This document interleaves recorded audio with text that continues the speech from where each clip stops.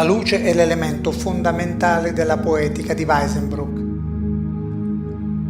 I suoi dipinti si concretizzano nella contemplazione dei paesaggi sentiti con il cuore e la ragione in un crescendo di emozioni. Il cielo con le sue manifestazioni atmosferiche focalizza gran parte della pittura dell'artista, cieli carichi di nuvole che sovrastano abitazioni, foreste, laghi, persone e animali. I panorami sono quelli dei luoghi del nord Europa, precisamente dell'Aia, dove Weizenbruch risiedeva.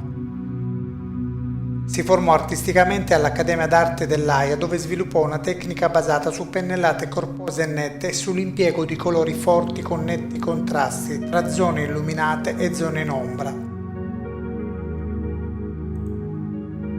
Alla sua prima mostra, che si tenne nel 1849, dove riscosse un tiepido successo, il Museo Thales di Haarlem acquistò un suo paesaggio.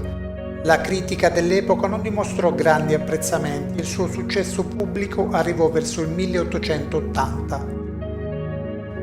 Weizenbruch indagò i limiti palpabili della percezione visiva legata ai mutamenti della luce e al suo vibrare sulle superfici increspate dell'acqua o sulle mutevoli nuvole sulle fronde degli alberi mossi dal vento del nord.